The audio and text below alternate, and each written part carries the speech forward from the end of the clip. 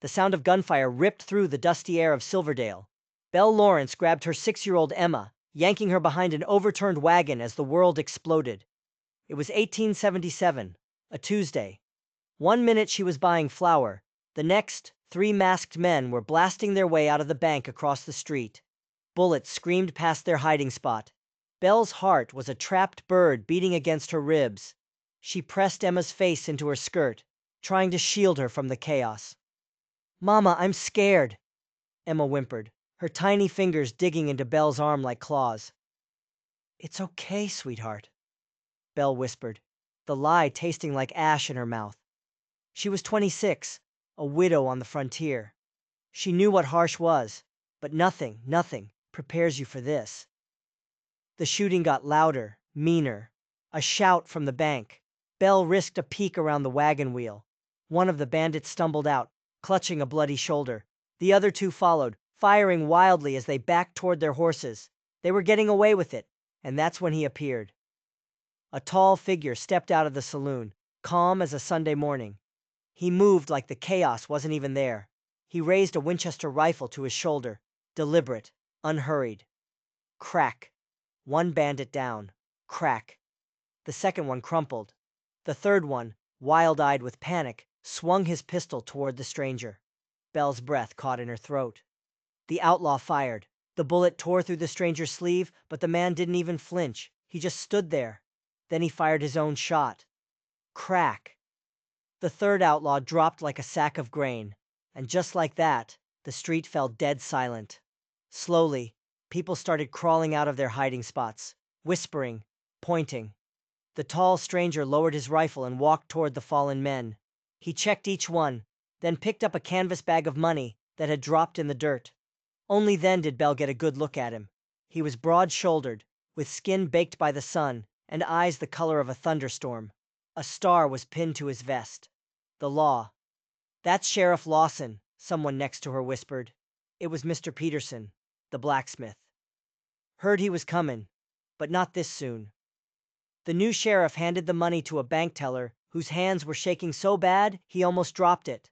Then he turned, his storm gray eyes sweeping over the crowd.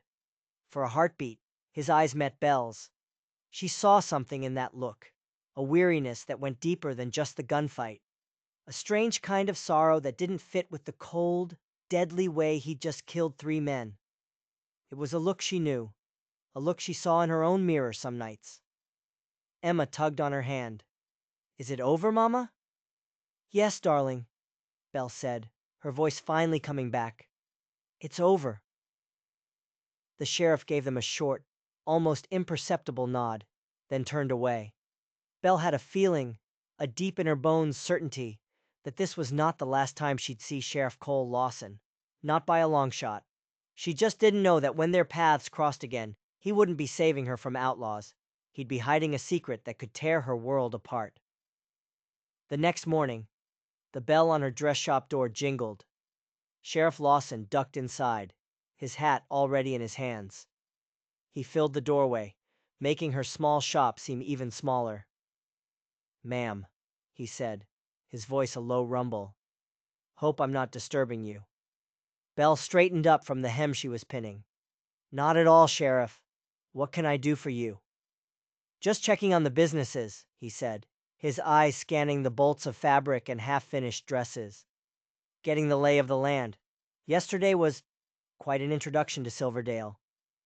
"That it was," Belle agreed, "though you seemed to handle it." A shadow crossed his face, there and gone in a second. "Just doing my job, ma'am." "Belle," she said. "Belle Lawrence." He gave a slight nod. "Cole Lawson. I saw you and your daughter yesterday. The way you kept her calm, kept her safe. Not everyone can do that." "When you're a mother you don't have a choice," Belle said simply. She hesitated, not sure why she was about to say it. "My husband passed 3 years ago. Influenza. It's just been Emma and me since." His expression softened, just a little. "I'm sorry to hear that." "Just Miss Lawrence now," she corrected. "Or Belle." Their eyes met again, and it was just like yesterday. He saw too much. He saw the brave face she wore for the town, for her daughter, and he saw the cracks right through it. Just then, The curtain to the back room flew open and Emma ran in, waving a piece of paper. "Mama, look what I drew." She stopped dead when she saw Cole, her eyes as big as saucers. "You're the man. The one who shot the bad men." "Emma," Belle warned, her cheeks burning. But Cole just smiled, a real smile this time, and crouched down to Emma's level. "I am. My name's Cole. I'm the new sheriff." Emma looked him up and down, dead serious. "Did they die?" Cole glanced up at Belle. She gave him a tiny nod. He looked back at Emma. "Yes, they did. Sometimes that's what happens when men do very bad things. My job is to make sure nothing like that ever happens to you or your mama again." Emma thought about this for a long moment. Then she held out her drawing. "This is for you. It's our house. So you know where to find us, to keep us safe." Cole took the drawing with a gravity that matched Emma's. "Thank you, Miss Emma. I'll keep this somewhere important." When he stood up, Belle saw something new in his eyes. A warmth. It changed his whole face. He cleared his throat. "Well, I should be on my way. Good day to you both." After he left, Emma tugged on her dress. "I like him, Mama. He has kind eyes." "Does he now?" Belle murmured, watching him cross the street. She had seen the cold efficiency in those eyes, the weariness. But kindness? Maybe Emma saw something she couldn't. Or maybe she was just afraid to. Weeks turned into a month, and Sheriff Cole Lawson became a fixture in Silverdale. He was fair, he was firm, and the town started to breathe a little easier knowing he was there. Belle would see him from her shop window, tipping his hat to the ladies, helping old Mr. Abernathy across the muddy street, his presence a quiet promise of safety. He found reasons to stop by her shop, a piece of news about the town, a piece of licorice for Emma. Small things. Their conversations grew longer, easier. She learned he was 31, from Kansas, where he'd been a deputy for 8 long years. She learned he'd never married. What she didn't learn was anything about his life before Kansas. There was a wall there, a shadow he kept hidden away. It was a look she recognized, the weight of things left unsaid. One evening in late May, as Belle was closing up, a ruckus started down at the saloon. A group of cowboys, drunk and looking for trouble. She saw Cole step out of his office, his stride measured, calm. He never seemed to rush into anything. A big, red-bearded cowboy stepped right into his path. "Well, if it ain't the new sheriff," the man slurred, loud enough for the whole street to hear. "Heard you was quick with that gun. That how you solve all your problems, lawman? Just start shootin'?" Cole's reply was too low for Belle to hear, but his posture was relaxed. He wasn't looking for a fight. The cowboy wasn't having it. He poked a thick finger into Cole's chest. "Think you're better than us? I heard things about you. Heard you left a trail of bodies back in Kansas. That true, Sheriff? How many men you put in the ground?" Belle saw Cole's shoulders go tight. His hands, which had been hanging loose at his sides, were suddenly very still. The red-bearded man laughed, a nasty, sharp sound. He turned to his buddies. "See?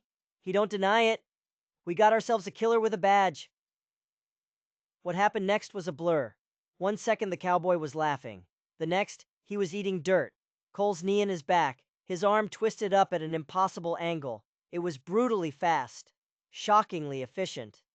"That's enough," Cole said, his voice cold and clear. "You and your friends can spend the night in my jail. Or you can get on your horses and ride out peacefully. Your choice." The fight went out of the man instantly. All right, we're going." Cole led him up and stepped back. He watched until the cowboys were on their horses and riding out of town. Only then did he seem to notice Belle, standing in the doorway of her shop. He walked toward her, his face a mask in the fading light. "Shouldn't be out here alone, Miss Lawrence." "I was just closing up," she said. Her voice was steady, but her heart was hammering. "Is it true, what he said, about Kansas?" Cole's eyes met hers, and for a long moment he just looked at her. She could see a war going on behind them. Finally he let out a long breath. "Some of it. I've had to use my gun." More times than I like to remember. It's not something I'm proud of. Belle did something that surprised them both. She reached out and touched his arm. Just a light touch. Thank you for being honest with me. He looked down at her hand, then back up at her face. It's getting dark. Let me walk you home. The walk was quiet. When they reached her gate, she could see Mrs. Abernathy through the window, getting Emma ready for bed. Thank you for the escort, Sheriff. Cole, he said, his voice gentle. When I'm not wearing the badge, my name is Cole. Good night then, Cole. Good night, Belle. She watched him walk away, his tall frame disappearing into the twilight. A feeling fluttered in her chest, something she hadn't felt in years. Not since her husband Thomas had courted her. It was thrilling, and it was terrifying. Because the man with the kind eyes, the man who was so gentle with her daughter, had a darkness in him, a past he wouldn't talk about. And Belle had a sinking feeling that the past had a way of not staying buried. Summer came to Silverdale, hot and heavy.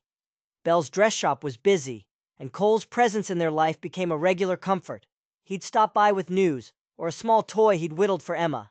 The town started to talk, of course, the widow and the sheriff, but Belle found she didn't much care. One blistering July afternoon, he came by the shop. The town's having an Independence Day picnic next week, he said, turning his hat over and over in his hands. Food, games, dancing. He finally looked at her. I was wondering if you and Emma would like to go. With me. Belle's cheeks grew warm. As your guests? His gaze was steady. As my companions. We'd like that very much, she said, and the smile he gave her in return was something to see.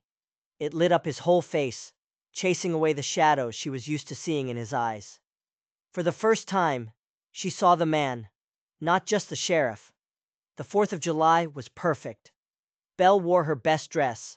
Cole arrived looking impossibly handsome in a clean white shirt, his badge shining on his vest. He stood speechless for a moment when she opened the door. You look beautiful, Belle. Emma, dressed in a new blue frock, bounced between them. Sheriff Cole, we're gonna have sack races. The town square was a sea of red, white, and blue. As they walked in, Belle felt the eyes on them, the whispers, the sheriff, and the widow. But holding Cole's arm, with Emma skipping ahead, she felt a sense of rightness. The day was a blur of laughter and lemonade. Emma won 3 different games and proudly showed her ribbons to Cole, who treated her victories with the utmost seriousness. As the sun started to dip, the band struck up a reel. Cole turned to Belle, extending his hand. Would you do me the honor? It's been a while, she warned. Me too, he admitted, and led her into the swirl of dancers. His hand was warm and strong in hers, and when their eyes met, her heart did that stupid little flutter again. They laughed, breathless, as the song ended. My mother insisted all her sons learn to dance, he said, his eyes twinkling. Said a man who could dance would never want for female company. Was she right? Belle asked, feeling bold. Until today, I wasn't so sure, he said, his voice dropping low. His gaze was so intense she thought he might kiss her right there. Instead, he just tucked a stray piece of hair behind her ear, his fingers brushing her cheek. It was more intimate than any kiss. Just then, Emma ran up, dragging him off to the tug-of-war. Belle watched him, laughing with the other men, his muscles straining against his shirt as he anchored his team to victory. He was strong. He was gentle. He was a good man. But the cowboy's words still echoed in her head. A killer with a badge. As dusk settled, they found a spot on a small hill to watch the fireworks. Emma, worn out, fell asleep curled against Belle's side. The first rocket shot into the sky, exploding in a shower of red and gold. Thank you for today, Cole, Belle said softly. He turned to her, the colored light dancing in his eyes. For me as well. Belle, I wanted to say... Another firework screamed overhead, drowning out his words. Emma sat up with a gasp, suddenly awake again. Look, Mama, so pretty! The moment was lost. But as they sat there, Emma between them, Belle was achingly aware of Cole's arm brushing against hers, of the unspoken thing hanging in the air. Later, walking home, Cole carried a sleeping Emma. The streets were quiet. When they reached her house, he tucked Emma into bed before rejoining Belle in the sitting room. The single lamp cast long shadows, making the small room feel charged with tension. "Belle," he started again. "What I was trying to say earlier. I care for you and Emma, more than I ever expected to." Tears pricked her eyes. "I care for you too, Cole." He took her hand. "I know it hasn't been long, and I know you have Emma to consider. I'm not asking for anything you're not ready to give. I wanted you to know." "After my husband died," she whispered, "I never thought I would feel this way again. It scares me." "It scares me too," he admitted. "But some things are worth being afraid for." In the soft lamplight, Belle made a choice. She stood on her toes and pressed her lips to his. It was brief, hesitant, but when she pulled back, his eyes were dark with an emotion she couldn't name. He touched her cheek like she was made of glass. "Good night, Cole." "Good night, Belle." After he left, she stood at the window for a long time. Something had shifted between them, something real and precious and dangerous. Because as happy as she felt, she couldn't shake the feeling that Sheriff Cole Lawson's past was a storm cloud on the horizon, and it was heading straight for Silverdale. The weeks that followed were the happiest Belle had known in years. Cole was a constant presence in their lives. He ate supper with them most nights. He helped Emma with her sums. He fixed the loose step on the porch. He was slowly, carefully, building a place for himself in their little family. And Belle was letting him. But the fear was always there, a little whisper in the back of her mind. Emma was growing so attached to him. At 6 years old, she barely remembered her real father. Now she was starting to call Cole Papa when she thought no one was listening. What if something went wrong? What if this man, with his hidden past, had to leave? It would break Emma's heart. It would break hers. One warm August evening, they sat on the porch swing after Emma was in bed. The crickets were singing their nightly song. "You're quiet tonight," Cole said, his arm resting on the back of the swing, his warmth a solid presence beside her. "I'm worried," she admitted. "About Emma. She adores you, Cole." He was silent for a moment. "And that worries you because if this," he gestured between them, "doesn't work out, she'll be hurt." "She's already lost one father," Belle whispered. His arm slipped around her shoulders, pulling her close. "Belle, I need you to know something. I don't do things halfway. When I care for someone, it's not for a little while, it's for good." She leaned her head on his shoulder, wanting to believe him. "Life doesn't always care about our plans, Cole." "No, it doesn't," he agreed. "But that's no reason not to make them." He turned her to face him. "I'm not just passing through, Belle. I'm home." He leaned in and kissed her. A long, slow kiss that promised forevers. When he finally pulled away, he smiled. "Try and stop me from coming to supper tomorrow." The next day dawned heavy and hot. A storm was brewing. Belle was in her shop when Deputy Miller, a fresh-faced boy of 19, burst in, his face pale. "Miss Lawrence, it's Emma! You gotta come quick!" Belle's world tilted. "What happened?" "Flash flood down at the creek," he gasped. "The water came up fast. Most of the kids got out, but Emma and little Billy Thompson, they were swept away. Sheriff Lawson went in after them." Belle didn't hear the rest. She was already running.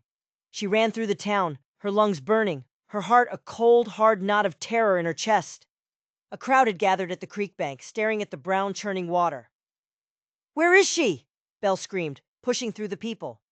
"Cole got to them," Mrs. Jenkins told her, grabbing her arm. "He pulled them out about a quarter-mile down. They've taken them to Doc Sullivan's."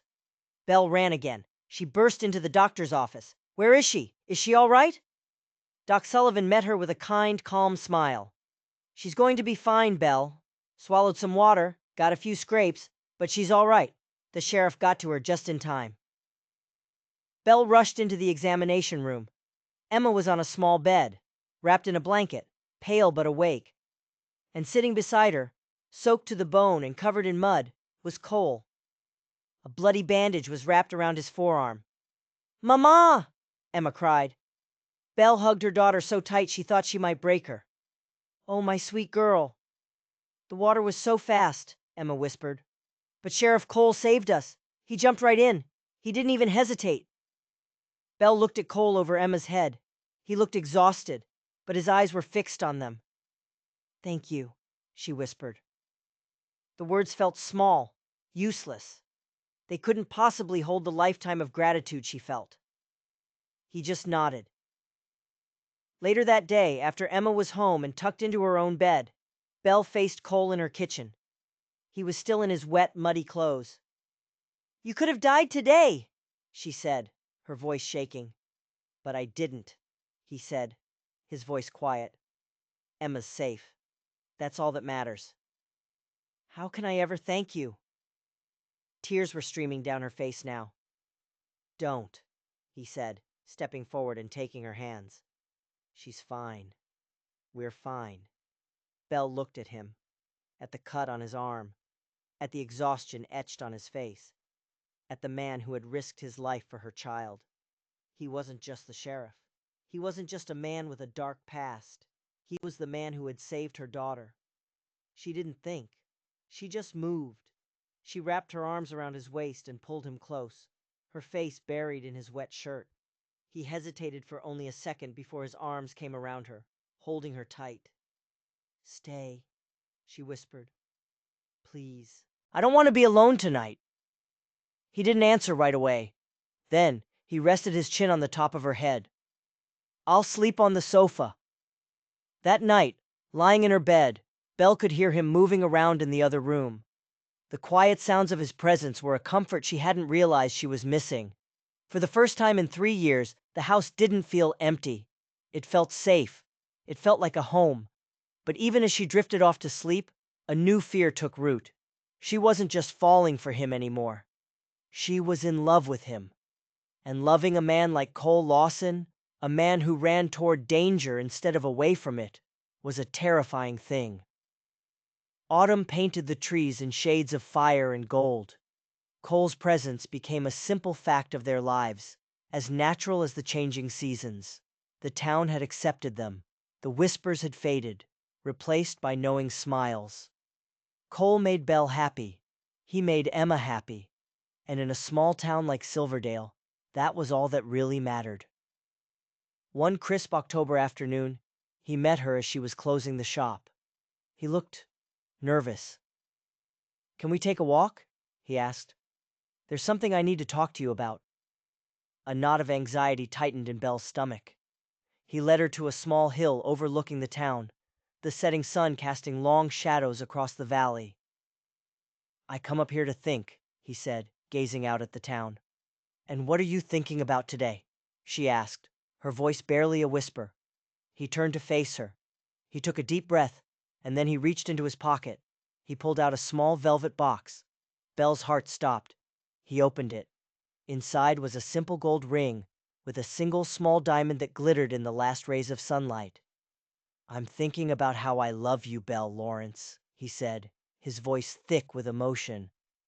"I'm thinking about how I want to spend the rest of my life making you and Emma happy. About being a family." He dropped to one knee. Tears were already blurring Belle's vision. "Belle, will you marry me? Will you let me be a husband to you and a father to Emma?" She couldn't speak. She just threw her arms around his neck, burying her face in his shoulder. "Yes," she choked out. "Yes, Cole. 1,000 times. Yes." He slipped the ring on her finger. It was a perfect fit. "It was my grandmother's," he said, his own eyes suspiciously bright. "My mother gave it to me. Told me to save it for the woman who captured my heart." He kissed her. A long, sweet kiss full of promises. When they finally broke apart, his expression grew serious again. "There's something else," he said. "Something I should have told you a long time ago." The anxiety was back, cold and sharp. "What is it?" He took her hand. I was married before, Belle. The words hit her like a physical blow. She felt the blood drain from her face. Her name was Rebecca, he said, his eyes distant. We were young. She died in childbirth. Our son died with her. Oh, Cole, Belle breathed, her heart aching for him. It was almost 9 years ago, he said, his voice rough. It broke me. I left my hometown. I drifted for years. I ended up in Kansas, and I threw myself into being a lawman because it was easier than feeling anything. I promised myself I would never, ever risk that kind of pain again. He looked at her, his storm gray eyes filled with a raw vulnerability she'd never seen before. I kept that promise until I met you and Emma. You made me want to feel again, Belle, but it terrifies me. She reached up and touched his cheek. We've both lost people, Cole. Maybe that just means we'll hold on to what we have even tighter. He pulled her into his arms, holding her like he'd never let go. That's what I'm counting on. They decided to get married right after Christmas. When they told Emma, her eyes lit up. Does that mean I can call you Papa for real now? Cole knelt down, his voice thick. I would be honored to be your papa, Emma. He gave her a small silver locket. Inside, there was a tiny picture of Belle. The other side was empty. That's for a picture of the three of us, he explained. After the wedding. Emma threw her arms around his neck. I love you, Papa. Over her head, Cole's eyes met Belle's. In them, she saw a reflection of her own overwhelming joy. They were going to be a family. A real family, built from the ashes of their past sorrows. But as they walked back to town, hand in hand, Belle looked at the man beside her. The man who had faced down outlaws, who had jumped into a raging creek, who had lost a wife and child. He was strong, he was brave, but he was also a man haunted by ghosts. She was marrying him, loving him with her whole heart. She just prayed his ghosts wouldn't decide to come back for him, because she knew, deep down, that his story about Kansas wasn't finished. There was more he wasn't telling her. There was always more. The news of their engagement spread through Silverdale like wildfire.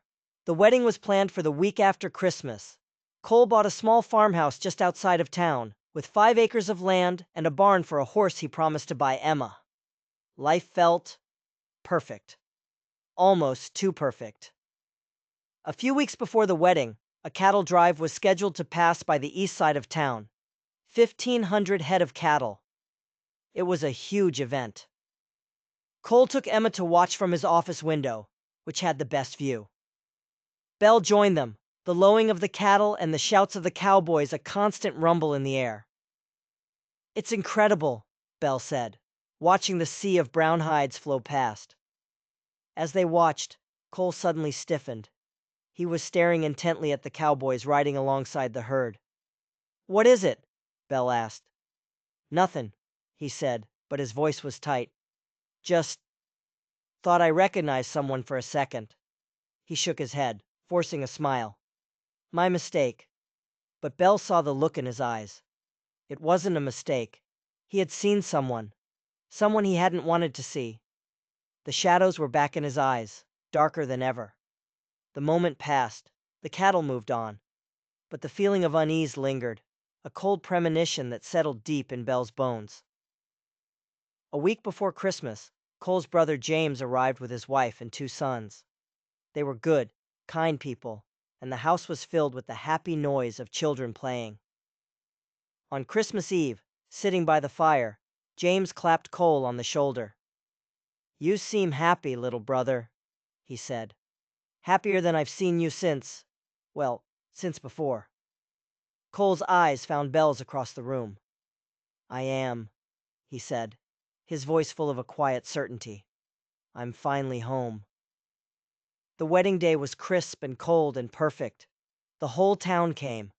Belle walked down the aisle on James's arm, her eyes fixed on Cole, who was waiting for her at the altar. The look on his face when he saw her was a look she would treasure for the rest of her life. It was a look of pure, unadulterated love and wonder. They said their vows, their hands joined, their voices steady. He slipped the simple gold band on her finger, and the pastor pronounced them husband and wife. The kiss he gave her was gentle, a public promise of the private passion she knew was waiting for them. That night, in their new home, he carried her across the threshold. The house was warm, a fire already crackling in the hearth. "Welcome home, Mrs. Lawson," he murmured against her ear.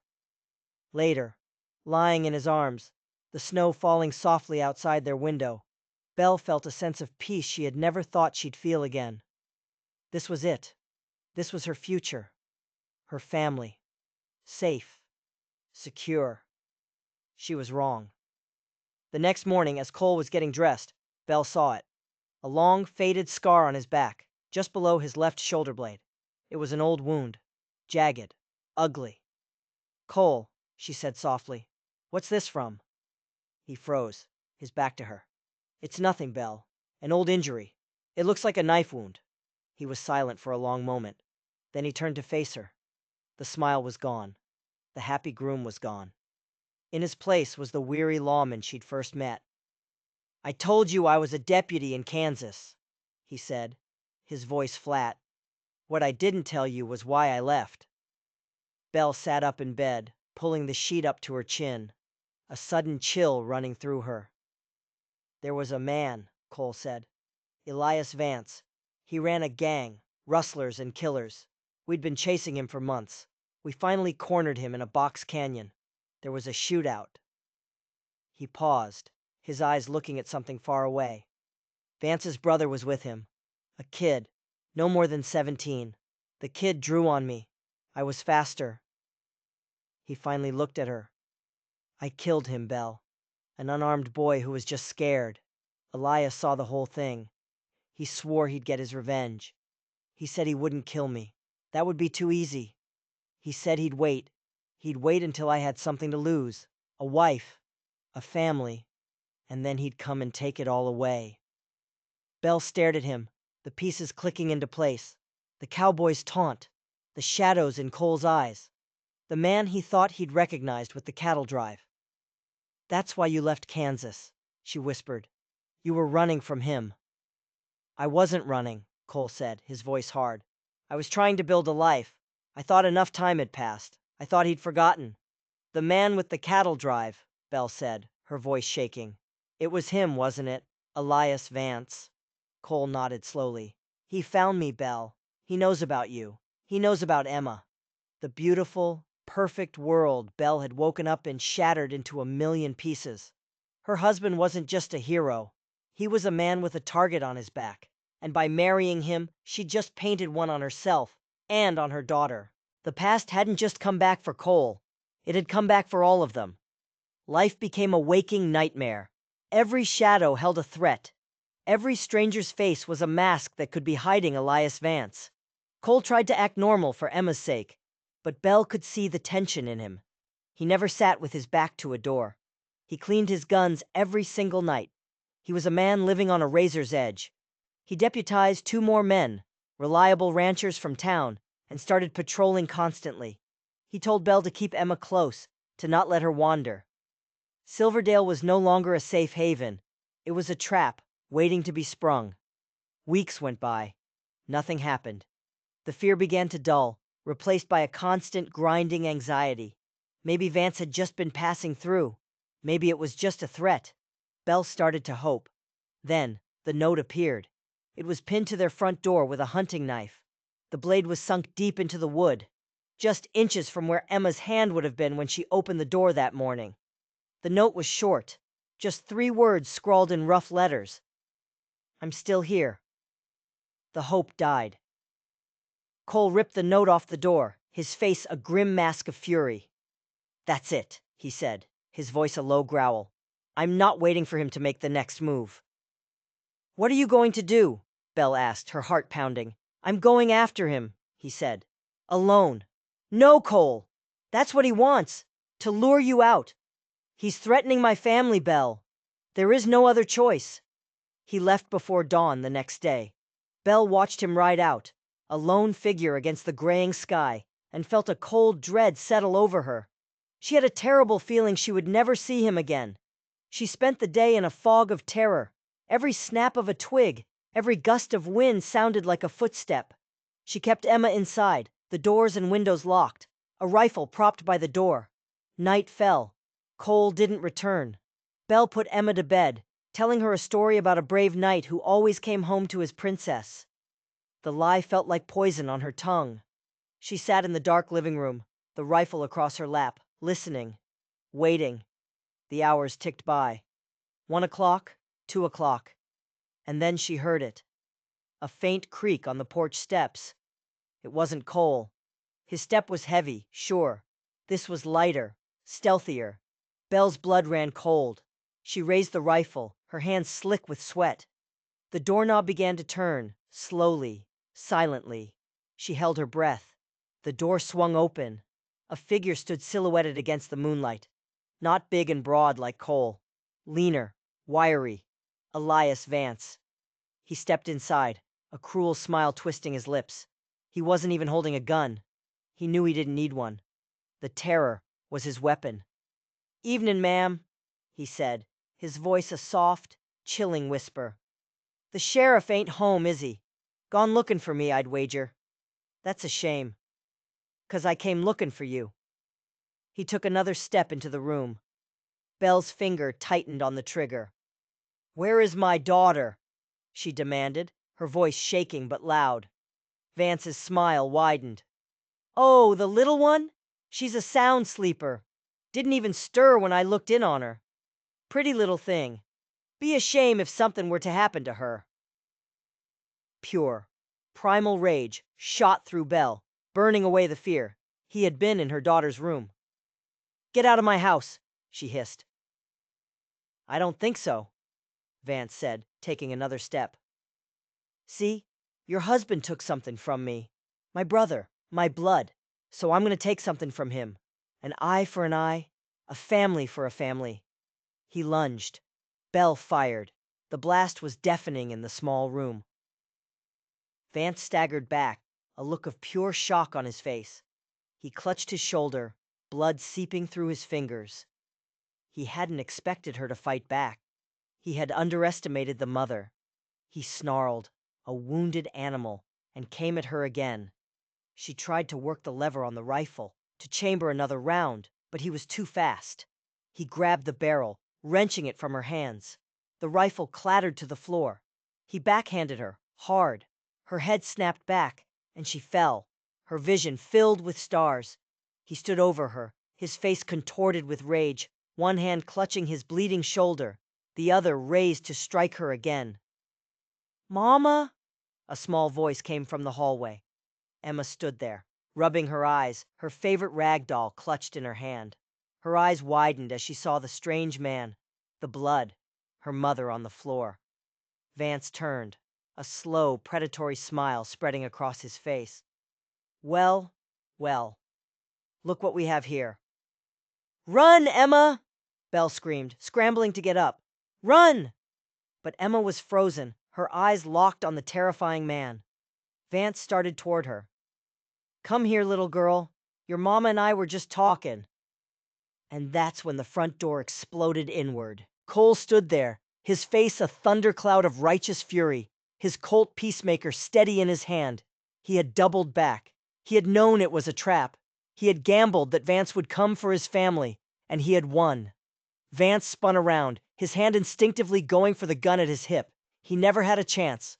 Cole's gun barked once, a single clean shot. Elias Vance crumpled to the floor, his reign of terror over. Cole didn't even look at him. His eyes were on Belle, on Emma. He holstered his gun, and in 2 strides he was across the room, scooping Emma into one arm, pulling Belle to her feet with the other. He held them both, his family, safe in his arms, his body trembling with the aftermath of the fight.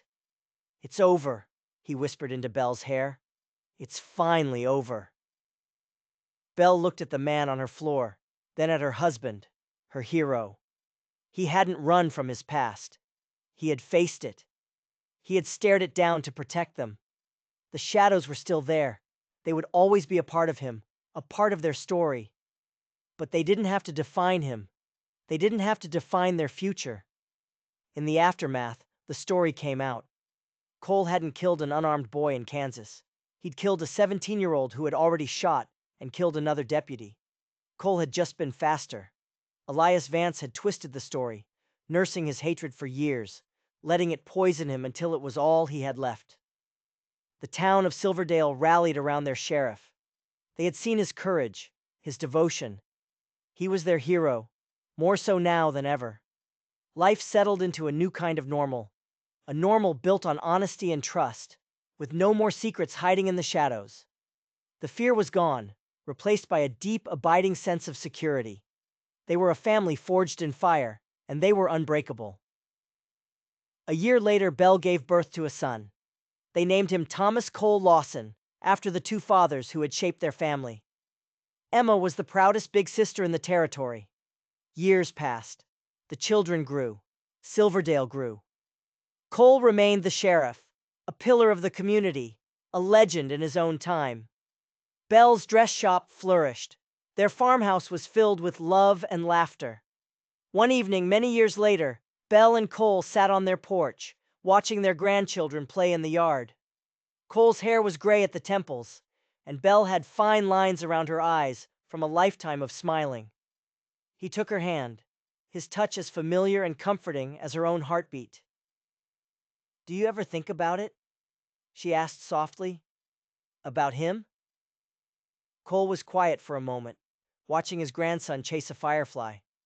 "Sometimes," he admitted, "I think about how hate can twist a man up, and I think about how lucky I was. To find you, to have a second chance." He looked at her, his storm gray eyes as full of love as they had been on their wedding day. "You and Emma, you saved me, Belle. You gave me something to fight for. You gave me a home." Belle leaned her head on his shoulder, her heart full. They had faced the ghosts of the past and won. They had built a life, a family, a legacy of love and courage. It hadn't been an easy road, but it had been theirs. And it had been worth every single step. The story of Sheriff Cole Lawson and the widow Belle Lawrence became a part of Silverdale's history, a tale of how two broken people found each other and built something beautiful.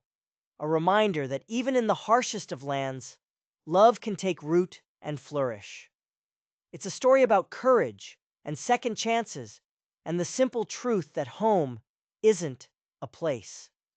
It's the people you'd walk through fire to protect. If you enjoyed this story of love and justice on the frontier, do us a favor and hit that subscribe button. We've got a lot more tales from the Old West coming your way, and you won't want to miss a single one. Thanks for listening.